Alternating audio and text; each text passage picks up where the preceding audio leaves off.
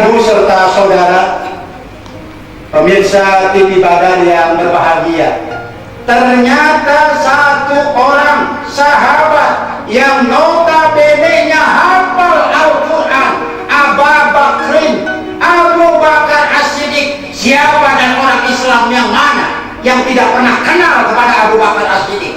Begitu Allahu Akbar, rapi sholatnya, dari takbir, kemudian dia baca Fatihah, dia baca surat, dia ruku, dia i'tidal, dia sujud, dia duduk antara dua sujud. Satu rakaat selamat Abu Bakar As-Siddiq, khusyuk sekali.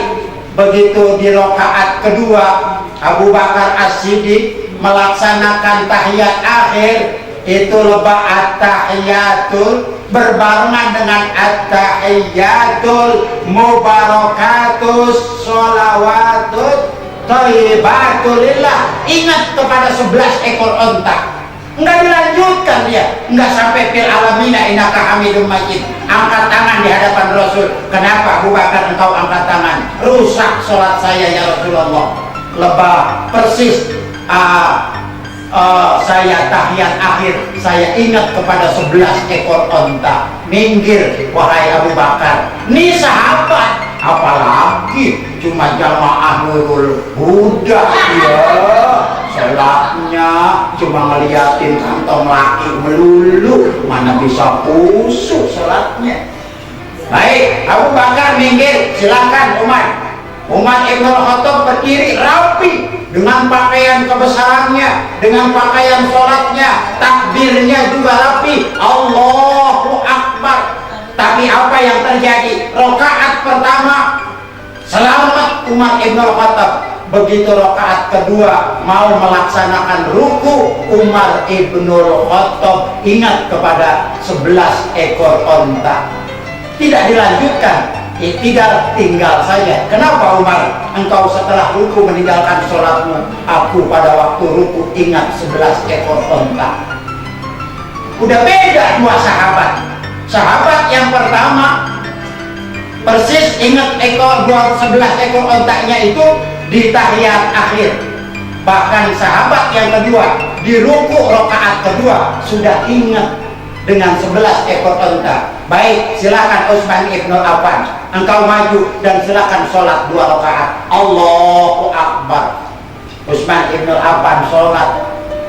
Begitu Fatihah, Alhamdulillahirabbil alamin. Di rakaat pertama udah inget kepada 11 ekor onta. Makin jauh minggir Utsman Ibn Affan. Ali bin Abi Thalib maju. Udah ya Rasulullah, ini onta milik saya. Allahu Akbar. Selesai takbiratul ihram, sudah ingat 11 ekor onta. Pangkat sahabat, sholatnya masih begitu. Nah sekarang apalagi pangkat kita, dengerin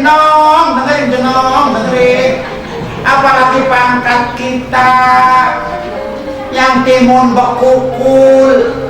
Tahu gak timun bekukul? Timun yang kecil tapi bengkok gitu. Itu kalau ada sepengki kagak dibeli orang. Kalau kagak nyampur sama yang bagus mah di pasar kagak kejual itu timun.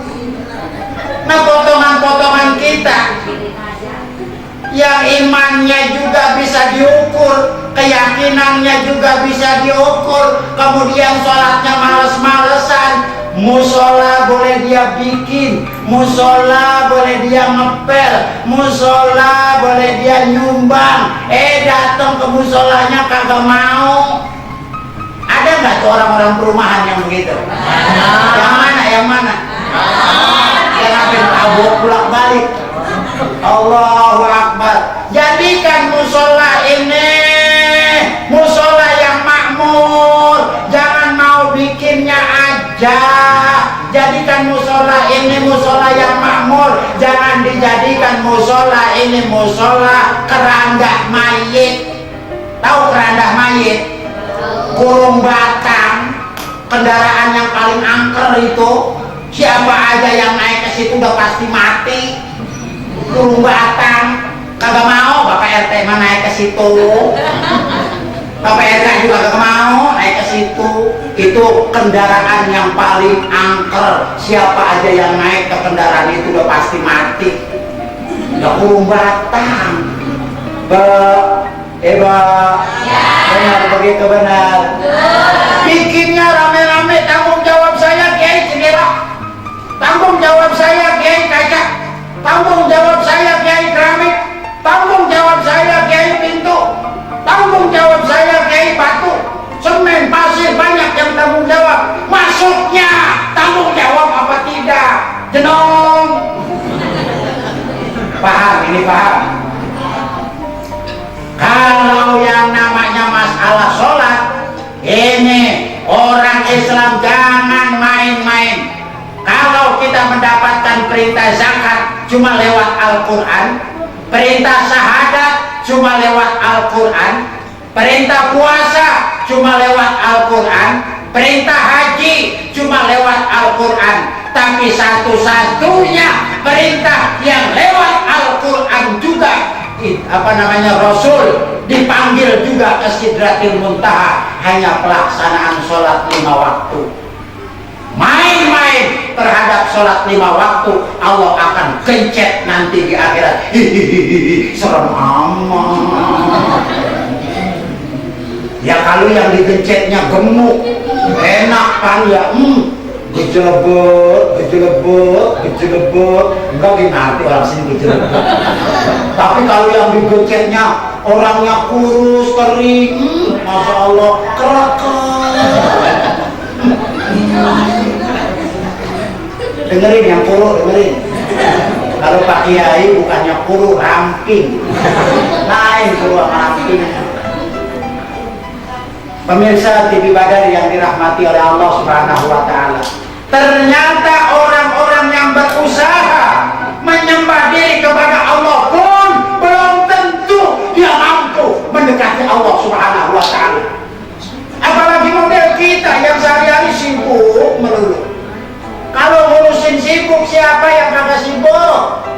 Yang punya anak sibuk, yang kagak punya anak sibuk, pejabat sibuk, rakyat sibuk, orang kaya sibuk, orang miskin sibuk, perempuan sibuk, laki-laki sibuk. Mau ngaji cuma buk-buk doang, kudu kagak mau.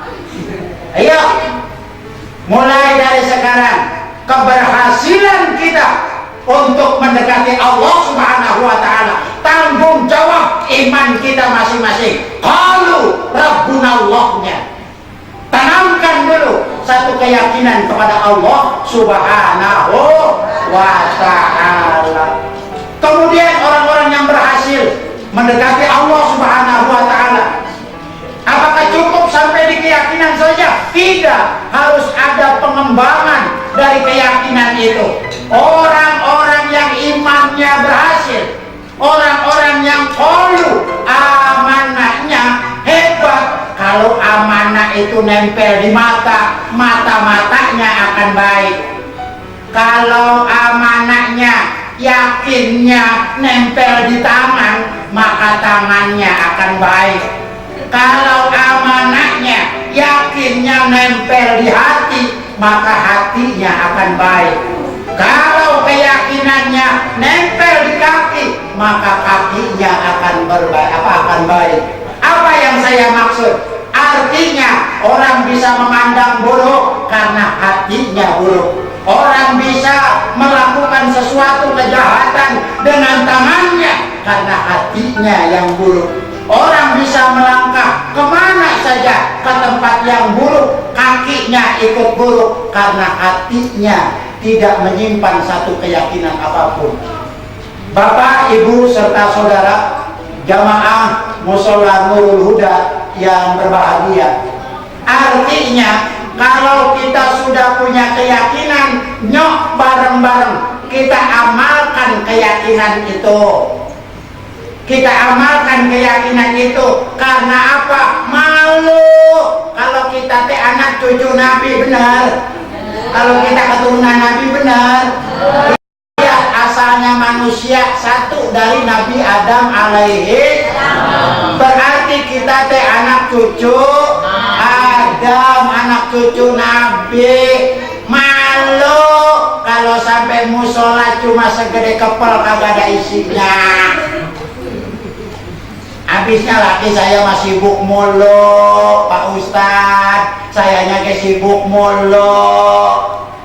Sibuk ngapain? Lepas sholat mah tuh kesibukan ditinggal.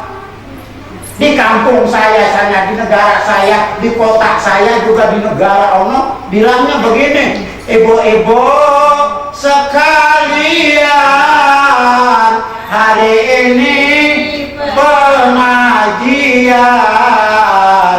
janganlah kita lupakan, sebab itu kewajiban. Selonong datang nenek-nenek, bacain lagi, datang lagi nenek-nenek, datang lagi, itu nenek-nenek bukannya selawatan, berantem. Gua mah kegrewekan aja manggil-manggilin lu nya mah udah ada di sini sambil gede. Masya Allah. Apa kata yang malas? Ibu-ibu, gua kagak ngaji karena gua lagi nyuci kolor suami, bekas semalam ngompol 2 kali. Masya Allah. Hebat. Ayo sesibuk apapun tengokin, ini rumah Allah. Sesibuk apapun tengokin, ini tempatnya kita bertemu, tempatnya kita memupuk, tempatnya kita dekat dengan Allah Subhanahu wa ta'ala. Sekali-kali mboya kita banyak nyenengin Allah, jangan mertua mulu kita senengin. Mertua dibeliin TV, Allah kagak dibeliin TV. Mertua dibeliin kulkas, Allah kagak dibeliin kulkas. Mertua dibeliin mobil, Allah kagak dibeliin mobil. Ilo Allah doyan kulkas, ilo Allah pakai mobil. Yang saya maksud bukan kulkasnya, yang saya maksud bukan mobilnya, yang saya maksud bukan televisinya. Artinya kalau kita kepada Allah utamakan ibadah-ibadah yang sifatnya taqarrub kepada Allah, ibadah-ibadah yang sifatnya dekat kepada Allah Subhanahu wa ta'ala. Kalau kita sanggup memberikan televisi kepada mertua kita, kenapa kita tidak sanggup dengan sedekah? Kita beli TV umpama 1 juta, kenapa kita tidak sanggup sedekah 20.000? 1 juta saja kita berani. Ini urusan iman Bapak Ibu serta saudara. Kalau saja kita main-main tentang perkara iman, maka kita sendiri yang akan merugi di hari kemudian. Bapak, Ibu, serta saudara pemirsa TV Badar yang dimuliakan oleh Allah Subhanahu wa ta'ala. Selama kita orang-orang yang tidak pernah mau kenal dan dekat kepada Allah Subhanahu wa ta'ala, selama itu pula kita akan dijauhi oleh Allah Subhanahu wa ta'ala. Kesian Bapak Kiai Nur Hadi, tiap hari, tiap waktu mewak-wak mengajak satu kebaikan. Ayo, kebaikan itu kita tantang, kebaikan itu kita laksanakan, kebaikan itu kita dengarkan. Karena Allah Subhanahu wa ta'ala turun berfirman di dalam hadis qudsi. Nah, bagaimana isi selanjutnya dari hadis qudsi Allah Subhanahu wa ta'ala? Pemirsa TV Badar, ibu-ibu, bapak-bapak jamaah mushola Nurul Huda, kita berikan dulu kesempatan, ada yang mau lewat.